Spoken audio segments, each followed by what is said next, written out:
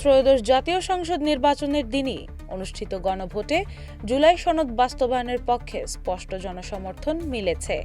মোট 12,77,00,000 ভোটারের মধ্যে প্রায় 7,76,00,000-এর বেশি ভোটার অংশ নেন।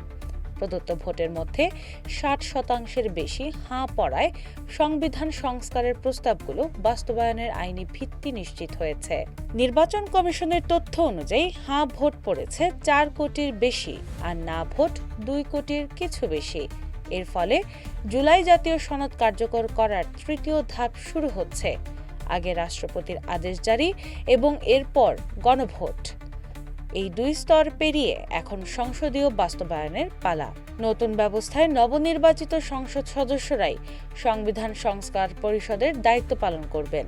জাতীয় সংসদের প্রথম অধিবেশন শুরু হওয়ার পর 180 কার্যদিবসের মধ্যে সনদে থাকা 84টি প্রস্তাব, যার মধ্যে 47টি সরাসরি সাংবিধানিক বাস্তবায়নের বাধ্যবাধকতা রয়েছে। তবে রাজনৈতিক সমীকরণে জটিলতা রয়ে গেছে।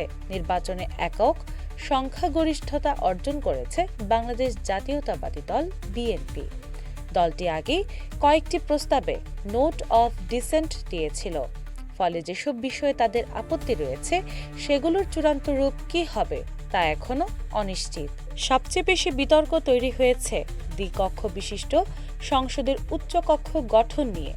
গণভোটে আনুপাতিক ভোটের ভিত্তিতে 100 সদস্যের উচ্চকক্ষ গঠনের প্রস্তাব পাশ হয়েছে, কিন্তু বিএনপি তাদের নির্বাচনী অঙ্গীকারে আসন সংখ্যার ভিত্তিতে উচ্চকক্ষ গঠনের কথা বলেছিল। এখন প্রশ্ন, জনগণের সরাসরি গণভোটের সিদ্ধান্ত নাকি নির্বাচনী ইশতেহার কোনটি প্রাধান্য পাবে?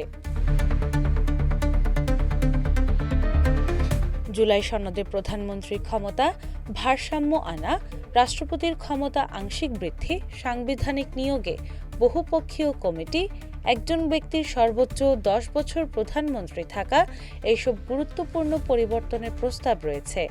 কিছু বিষয়ে ঐকমত্য থাকলেও দলীয় প্রধান ও প্রধানমন্ত্রী পদ পৃথক রাখার মতো প্রস্তাবে ভিন্ন মত আছে। বিশ্লেষকদের মতে গণভোটে প্রাপ্ত ম্যান্ডেট শক্তিশালী হলেও বাস্তবায়নের চাবিকাঠি এখন সংসদের রাজনৈতিক সদিচ্ছা।